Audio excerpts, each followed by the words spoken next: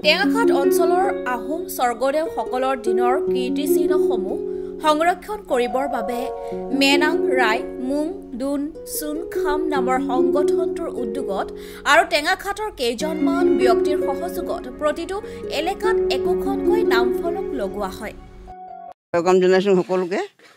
আজি আমি মেনাং ৰাই মুং দুন চুন খাম বা টেঙাখাট শাখাই আমাৰ আহোম যুগৰ যিখিনি কীৰ্তিচিহ্ন আছে সেইখিনি সংৰক্ষণ কৰিবলৈ আমি চেষ্টা কৰি আছোঁ।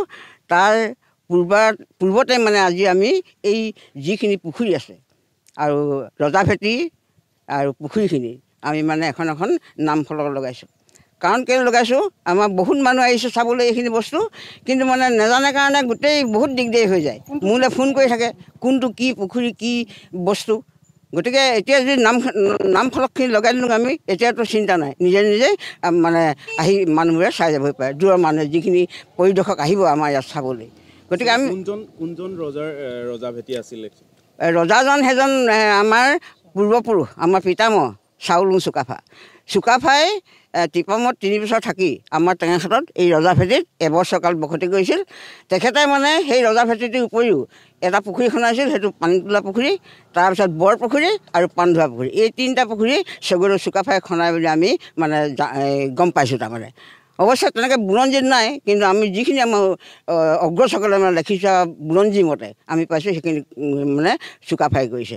আৰু এইটো যিটো ইটাৰপাৰ পুখুৰীটো এইটো যিখিনি এই টেঙাখাটখনত বনাবই গদাধৰ সিংহই 5জন বিষয়া নিযুক্ত দিছিলে। টেঙাখাট যিখন এতিয়া আছে এই সৰস্বতী বাগদেশত যিখন চাউদাং বাগান আছে সেইখন টেঙাখাট আছিলে। টেঙাখাট তাত টেঙা গছ আছিলে, কিন্তু পাছত খানি কাটি ছিঙি এতিয়া সেই বিলুপ্তি হ'ল। আৰু সেই টেঙাখাটখন তত্বাৱধান কৰিবৰ কাৰণে 5জন বিষয়া নিযুক্ত দিছিলে। তেওঁলোক হৈছে খঙীয়া ফুকন, তামুলী ফুকন, গন্ধিয়া ফুকন, বৰফী আৰু সৰুভা গোহাঁই। সেই যিটো ইটাৰপৰা পুখুৰী, সেই পুখুৰীটোত তেওঁলোকে অৱসৰ বিনোদন কৰিছিলেহি সেইখিনি বিষয়াই। আৰু সেই পুখুৰীটো মোৰ মতে মই নিজে যিখিনি তথ্য পাইছোঁ সেইখিনি স্বৰ্গদেউ প্ৰমত্ত সিংহই বনোৱা বুলি মই অনুমান কৰিছোঁ। কাৰণ কেলৈ ৰুদ্ৰসিংহ শিৱসিংহ তেনেকৈ আহোমৰ ইটা ওলোৱা নাছিলে, কিন্তু প্ৰমত্ত সিংহৰ আহোমৰ ইটা প্ৰচলন হৈছিলে অসমত। ইয়াৰ পাছত আছিলে পাণধোৱা পুখুৰীটোৰ কথা ক'লোৱেই মই, চুকাফাই কৰিছে বুলি। এই জালুকনী পুখুৰীটো জালুক নাওহলীয়াৰ ফুকনৰ পত্নী শালিগী গোহাঁই নাওহলীয়াই খন্দাইছিলে। এই পুখুৰীটো বেজিনী পুখুৰী বুলি কয়। ইয়াৰ পানীয়ে খালে বেমাৰ ভাল হৈছিলে। আৰু বিশেষকৈ 1822 খ্ৰীষ্টাব্দত স্বৰ্গদেউ চন্দ্ৰকান্ত সিংহই এটা হেৰি মাৰিছিলে, জয়পুৰত এটা কোঠ মাৰিছিলে। কিন্তু সেই কোঠত আমাৰ মানুহখিনি যেতিয়া সৈন্যবোৰ আহিলে, আমাৰ তাত সৈন্য কমটি হোৱাৰ কাৰণে কি হ'ল, আমাৰ এই পুখুৰীটোলৈ হুহুকি আহিলে সৈন্যখিনি। ইয়াত এখন যুদ্ধ হৈছিলে এই জালুকনী পুখুৰীটোত। এইটোৱে তাৰপিছত আৰু সেইকেইটা হ'লেইতো গোটেইকেইটা পুখুৰীকেইটা, সেইকেইটা বৰ্ণনা মই দিছোঁ। আজি আমি নামখিনি লগাইছোঁ। ইয়াৰ পাছত আমি আৰু চেষ্টা কৰি আছোঁ, যদি পাৰোঁ আমি গোটেইখিনি ভালকৈ গোটেইখিনি পুখুৰী চুখুৰীবোৰ যিবোৰ হাবি সচং আছে সেইবোৰ চব কাটি আমি আকৌ নতুন কৰিম বুলি ভাবিছোঁ। এতিয়া সেইটো চৰকাৰী আমাক অনুদান লাগিব, সেইটো কাৰণে আমি চেষ্টা কৰি আছোঁ। এতিয়া কিমান দূৰ সফল হয় সেইটো ফুৰাই তাই জানে। পৰ্যটক আহিছে পুৰাতত্ত্ব বিভাগৰ আহিছে, তেওঁলোকে চাই গৈছেহি গোটেইখিনি। আৰু ইংলেণ্ডৰ পৰা এগৰাকী পৰ্যটক আহিছে, এতিয়া চাবুৱাৰ পৰা আহিছে, সেইদিনা দুলীয়াজনৰ পৰা আহি আছে কিন্তু আমি কৰিব পৰা নাই কথাটো। সেইটোতো এটা চৰকাৰে কৰি আছে, পৰ্যটনস্থলী আমি কৰিম বুলি আমি এপ্লিকেশ্যন দিছোঁ আমি তাত পৰ্যটক বিভাগক। সুফলটো এতিয়ালৈকে অহা নাই, সেইটোৱে বেয়া লাগিছে মনটো। আশা কৰি আছোঁ আমি আহিব বুলি, সেইটোৱে।